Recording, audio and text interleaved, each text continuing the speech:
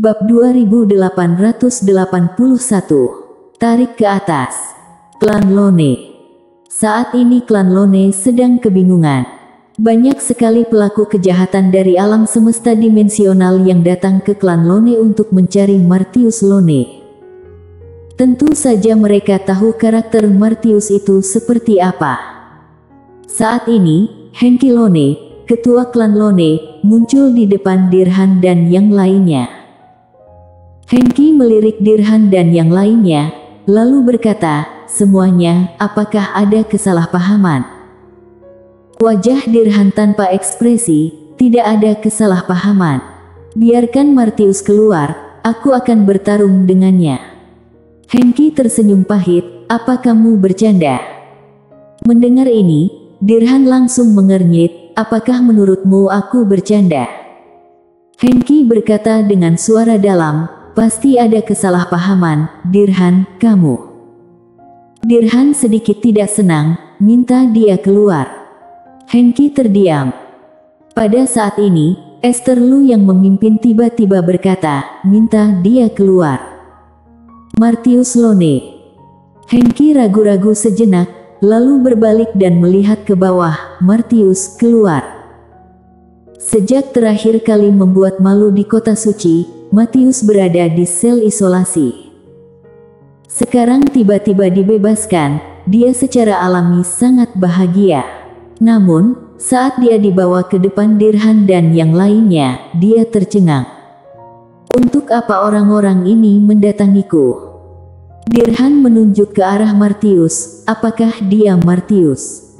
Hengki mengangguk, "Ya." Dirhan sangat marah. "Klan Lone kamu dan Martius Lone ini tidak tahu malu, bisa-bisanya ingin menipu kami. Dia jelas-jelas bukan Martius." "Martius." Hengki berkata dengan suara dalam, "Pasti ada kesalahpahaman dalam hal ini." Dirhan berkata dengan marah, "Kesalahpahaman apa? Tolong suruh Martius itu segera keluar." Wajah Hengki juga menjadi gelap, "Kalian sengaja cari masalah." Dia sebenarnya tidak takut dengan jenius alam semesta dimensional ini. Harus diketahui, kalau ini adalah alam semesta paralel dan ada aturannya. Orang alam semesta dimensional tidak boleh bertarung di sini. Dirhan hendak berbicara. Saat ini Esther Lu tiba-tiba berkata, "Dia tidak berbohong kepada kita."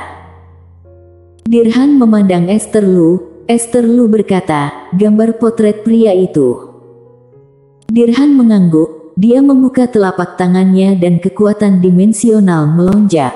Segera, penampilan Mile muncul di arena. Melihat Mile, Martius tertegun, lalu bertanya dengan kaget, "Mile ye? Mile ye?" Mendengar ini, Dirhan sedikit mengernyit, "Kamu bilang orang ini adalah Mile ye?" Martius berkata dengan galak, "Tepat. Orang ini adalah Mile Ye dari Akademi Guanxuan. Dia sekarang berada di wilayah luar. Aku bisa mengantar kalian ke sana." "Diam." Hengki menatap Martius dengan dingin, "Kembali." Dia tidak ingin main-main dengan monster-monster dari alam semesta dimensional. Dia juga tidak ingin memprovokasi Mile yang memiliki penguasa tiada batas sebagai pendukungnya. Untuk apa provokasi bintang-bintang jahat ini? Hengki melirik Dirhan dan yang lainnya, lalu berbalik dan pergi. Di arena, wajah Dirhan pucat pasi, benar-benar tidak tahu malu. Orang ini ternyata berbohong kepada orang lain, ya Tuhan. Bagaimana bisa ada orang yang begitu tidak tahu malu di dunia ini? Benar-benar menyegarkan pandangan aku. Orang-orang dimensional. Esther Lu tiba-tiba berkata, "Pergi ke Akademi Guanxuan."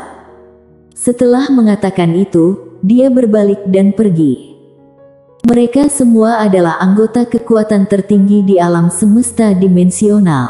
Untuk mengetahui Akademi Guanxuan Mile, tentu saja merupakan hal yang sangat sederhana. Tidak lama kemudian, Esther Lu dan orang dimensional lainnya tiba di Akademi Guanxuan. Di depan aula utama, Quincy keluar.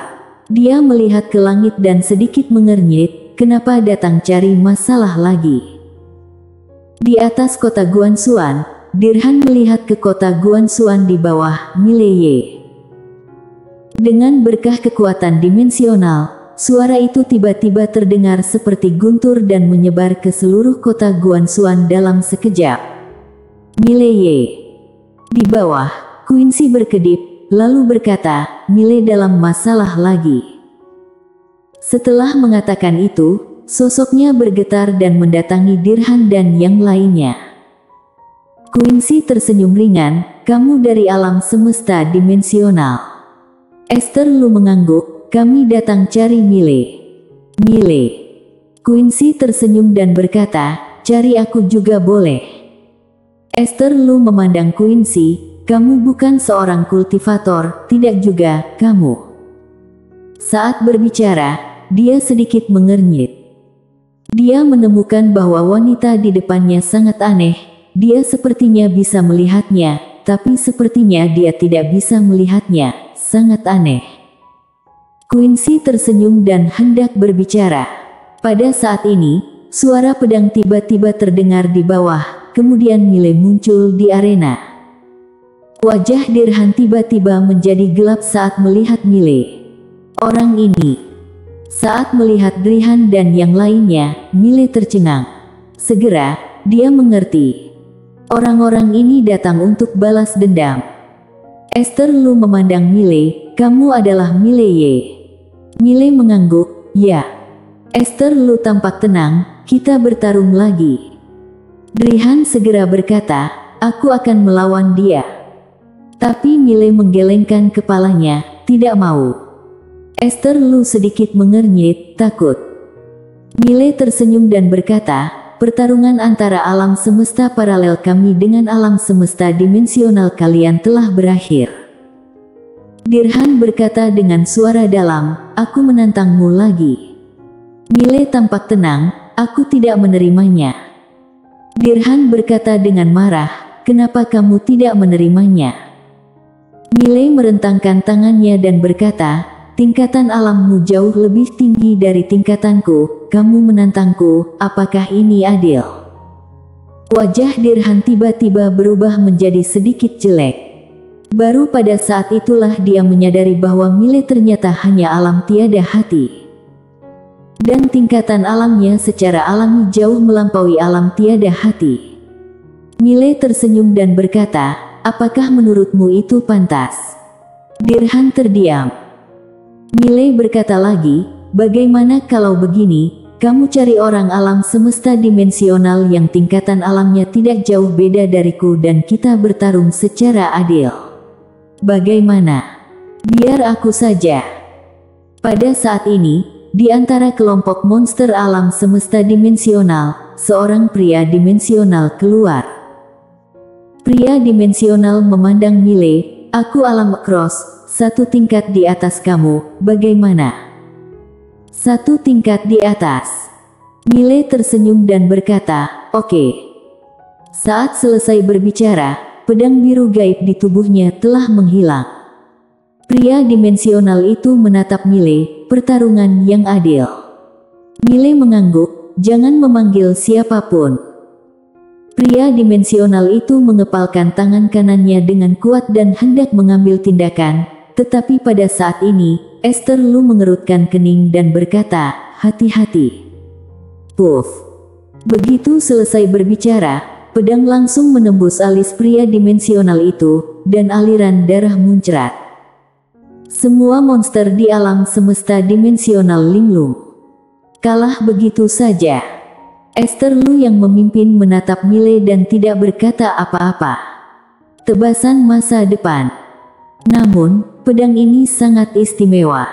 Bahkan dia sendiri, hanya bisa merasakannya saat pedang itu muncul. Di samping itu, wajah Dirhan dan lainnya agak jelek. Alam tiada hati membunuh alam cross. Ini keterlaluan. Perlu diketahui, pria dimensional alam cross ini juga merupakan seorang jenius di antara para jenius. Mile tiba-tiba tertawa dan berkata, 1 juta Raja Kristal. Aku tidak akan membunuhnya. 1 juta Raja Kristal. Pria dimensional yang disematkan oleh pedang biru gaib milik Mile langsung menjadi geram. Kamu. Boom. Pedang biru gaib tiba-tiba bergetar hebat. Jiwa pemuda dimensional itu langsung menjadi redup saat itu.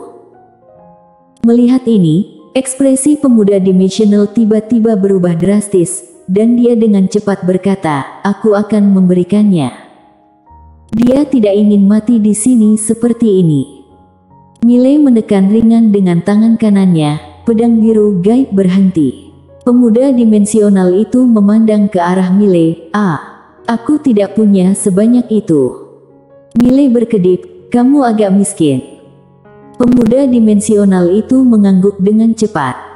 Mile tersenyum, lalu memandang Esther Lu dan Dirhan, "Pinjam sama mereka." Pemuda dimensional itu ragu-ragu sejenak, lalu melihat ke arah Dirhan dan Esther Lu. Pada saat itu, Esther Lu menjentikkan jarinya, sebuah cincin penyimpanan perlahan melayang menuju Mile. Mile mengulurkan tangan untuk menangkap cincin penyimpanan dan saat dia menangkap cincin penyimpanan, ekspresinya berubah drastis. Klik. Tubuh fisik Mile terkoyak dalam sekejap dan darah berceceran. Pada saat ini, sepotong baju besi tak terlihat tiba-tiba muncul di sekitar Mile. Armor Guanxuan. Ini adalah armor Guanxuan yang sudah ditingkatkan dari Quincy. Saat armor ini muncul, kekuatan misterius dan menakutkan di tubuh Mile benar-benar ditekan. Mile memandang Esther Lu dari kejauhan, luar biasa. Esther Lu memandang Mile, ingin membandingkan kekuatan. Tapi Mile menggelengkan kepalanya, "Aku tidak bisa mengalahkanmu. Tidak bisa mengalahkannya." Begitu kata-kata ini keluar, Esther Lu langsung tercengang. Mengakui kekalahan dengan begitu lugas. Pada saat ini, jiwa pedang yang menakutkan tiba-tiba keluar dari tubuh Mile. Boom! Dalam sekejap, jiwa pedang Mile menyapu seperti arus deras dan dalam sekejap, ruang waktu di sekitarnya mendidih. Tidak bisa mengalahkannya. Mile sendiri juga sedikit terkejut. Dia tidak menyangka alam hati akan menerobos saat ini. Saat dia menghadapi Esther Lu, dia tahu dengan jelas bahwa dia tidak bisa mengalahkannya.